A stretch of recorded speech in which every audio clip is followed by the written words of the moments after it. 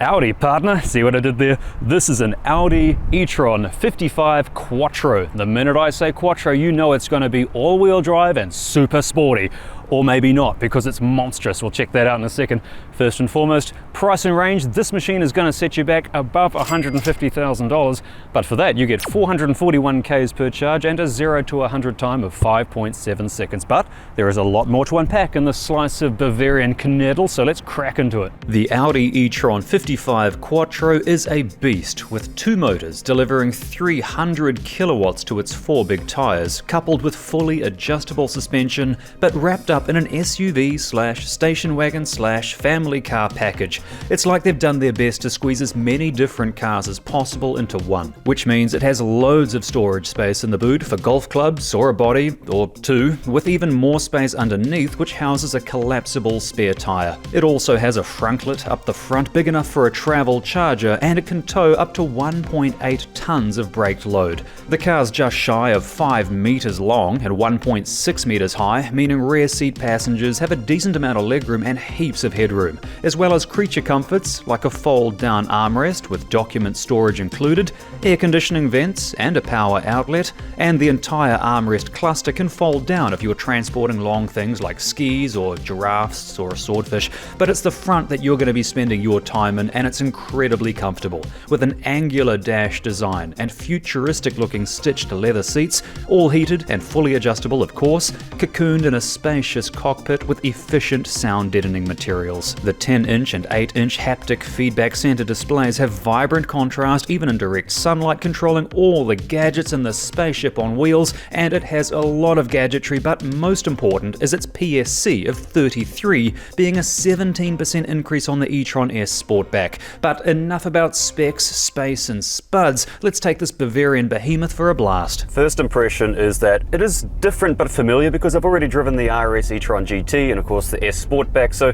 the dashboard layout is very similar. That being said, it's noticeably bigger. This thing is wider than my eyes at a buffet and bigger than existentialism. It's huge! This thing weighs 2.5 tons, so it uses every single watt out of those 300 kilowatts to get it up to speed. It is going to be an interesting machine to check out on the highway and put it through some twisty back roads, because today I am taking it to a hyper rapid charger up in Kaiwaka.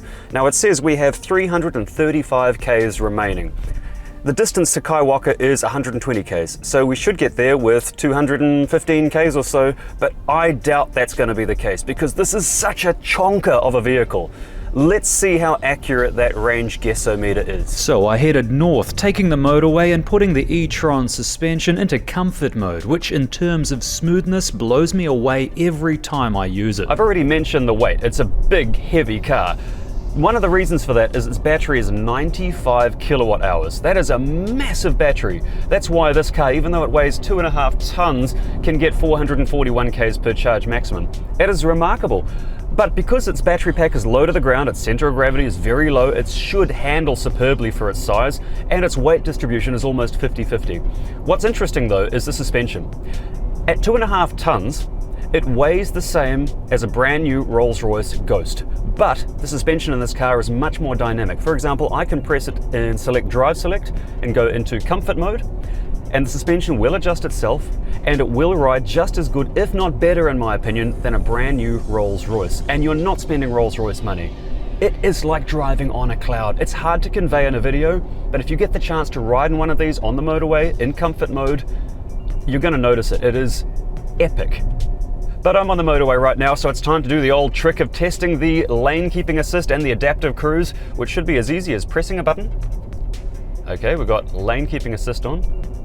And now we've got adaptive cruise. Oh, it's slowing me down quickly because the car in front is slowing down. Keeping assist. All right, my hands are relaxed. Okay, it's doing a good job.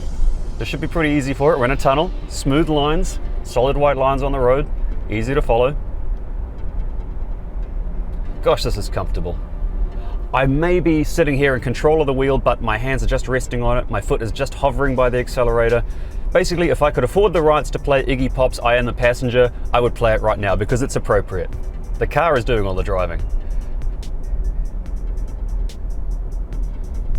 All right, I'm going to have to control it a little bit here. Oh, my eyes. It's like looking at your phone at 3 o'clock in the morning. Because the lane merges here. Okay, now it should be in control again. Yes, look at that. Look at that. Oh, it's doing a superb job. So as we're now cruising on the highway and it is driving by itself more or less, I want to talk to you about efficiency. This car does get 26 kilowatt hours of electricity it uses per 100 Ks, which is not great for an electric car. Again, that's because it weighs 2.5 tons. It is a chonker. But let's be honest, when you're buying an Audi Quattro, you're not doing it because you want to worry about saving money on electricity. It's because you want to experience things, you want to feel things, and this car really does let you feel things. First and foremost, the girth. It is a massive car. But I'm really excited to put this thing through its paces on the twisty turny roads up past Helensville. Should be pretty good up there. But because I have the directional skills of a Brussels sprout, I decided to use the in-car navigation system, which went well. Rapid charger in Kaiwaka. I'm looking for destinations for you. Please wait a moment. Good Lord, give me strength. Please say a new search. Be quiet. Oh. Pardon? Shut up! We're almost at the open road. I can almost taste that open road tarmac, and before we get there I want to talk to you about some of the safety features in this car. It is an incredibly safe vehicle. More safety stars than there are stars in the sky, but it also has the usual stuff you'd expect from a car of this caliber. ABS braking, stability control, traction control, driver assist options as well. But it also has some cool stuff like live weather and traffic updates to the screens in front of you, and of course, if you lend the car to someone and they go outside a geofence area that you decide, the car will tell you if your car is being taken outside the pre-siliconed area. And being an Audi, there are endless amounts of optional extras you can get. Stuff like a panoramic glass roof, a Bang & Olufsen sound system, 21-inch wheels. You can even get night driving assists, which would allow you to drive this vehicle without the headlights at night. Of course, you can't legally. But there's also a really cool thing that I haven't seen in any other cars just yet, and that is you can get artificial wing mirrors. They're sticks with cameras on them, and they'll put displays in the corner of the cockpit that you can use instead of having actual wing mirrors. I don't know what problem that solves, but it's a cool gimmick. But hey, if you're going to spend 151 grand on an Audi, it's a luxury car. Why not spend a little extra and get some gadgets along with it? Before long, I was finally on the open road with the vehicle in dynamic mode, tightening up the suspension, curious to see how this Bavarian Bertha handled the corners. Let's chuck it into this corner, see how it fares. Oh, that's good. That's good considering its weight. It's noticeable that it weighs a lot, but when you put it into the corner, unlike cars like the Kona EV, which is deceptive, this car just holds its ground when you chuck it into a corner. The Kona EV, for example, it's obviously much lighter, but the suspension's much softer and the tires aren't so wide, so it feels like you're going to survive every corner you chuck it into, but halfway through the corner you realize, nope. This one, however, it is hanging on tight. But it's kind of deceptive in the opposite way. You chuck it into a corner thinking, oh, will it hold? It's so heavy. I can feel the mass, but then when you're in that corner, it's like, nah, bring it on, give me more, I can handle that, easy. Gosh, this car is interesting. It handles superbly. I mean, corners like this just eats them up, and it plays with your mind because you're thinking, I shouldn't be able to handle a corner like that in a car like this. At the same time, as good a job as Audi's technicians and engineers have done, I can't help but feel like we're reaching peak physics, considering its weight and the tire limitations and its height. I really can't imagine a vehicle of this size and caliber and weight handling much better than this. It's pretty interesting. If nothing else, you get the chance to drive one of these just to experience the whole mental reprocessing that goes on driving it. It's just not what you expect. It's really hard to put into words. It's bizarre. Audi seemed to have found a way to have given this tall American-sized vehicle handling fairly similar to that of a car, thanks primarily to its brilliant suspension, huge tyres, even weight distribution and low centre of gravity. But it does feel like it's approaching the boundaries of such vehicles, but that made it all the more fun to throw into the corners.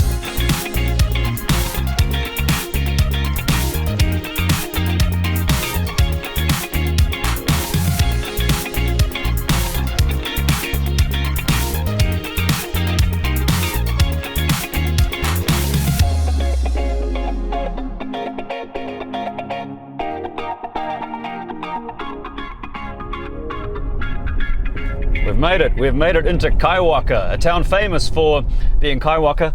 When we left, the gasometer, which guesses how far you can go per charge, it said that we should get here with about 215 k's of range remaining. Well, we've got here with 176 k's of range remaining, so we've used about 10% more range than anticipated, and that's because I have been throwing this 2.5 ton beast into all manner of corners, and it does it fine, but it does eat the range, so obviously keep that in mind.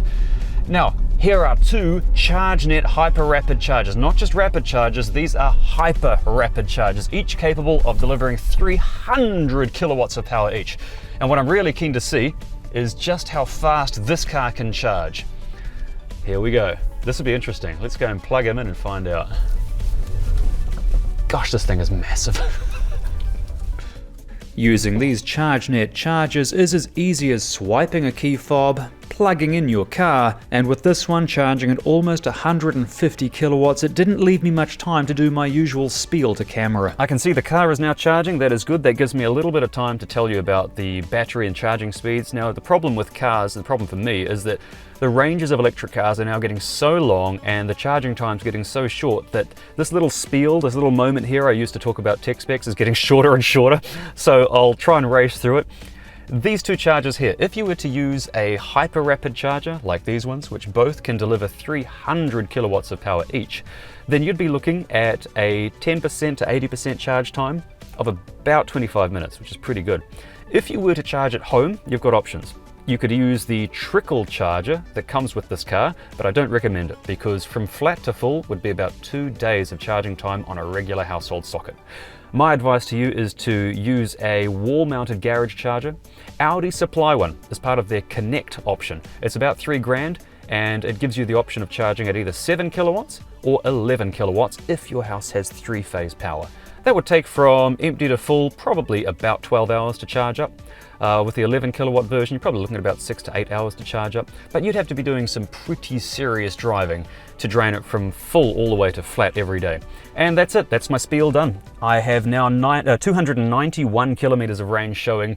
That's how fast these things charge now. It's staggering. That's more than enough for me to go home and then come all the way back up here again. So on that note, I'm gonna unplug, and that leaves me time for a plug. Yeah, I'm sorry for that joke, but here's something positive. Ecotricity, New Zealand's only carbon zero certified electricity provider. They're fighting climate change with competitive prices. So why not save the climate and save some money at the same time by joining at ecotricity.co.nz. And while you're there, check out the EV Buyer's Guide, where you'll find the prices and specs of every electric vehicle on sale in New Zealand right now, including this German chonker, which was charged up and ready to leap from 0 to 100.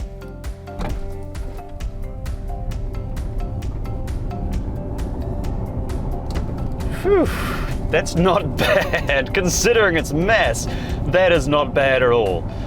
Far out. This is 2.5 tons and it just launched. It is very impressive the way this thing gets up to 100 k's an hour considering its mass. And I know I keep going on about its mass, but it is a big, heavy, girthy vehicle. That being said, I do have a couple of complaints about it. The price, first and foremost, it's a lot of money, 151,500. That's without any options, without any features and stuff added on. It's an Audi, you're gonna wanna dress it up, you're gonna wanna jazz it up, you're gonna wanna add some features and stuff.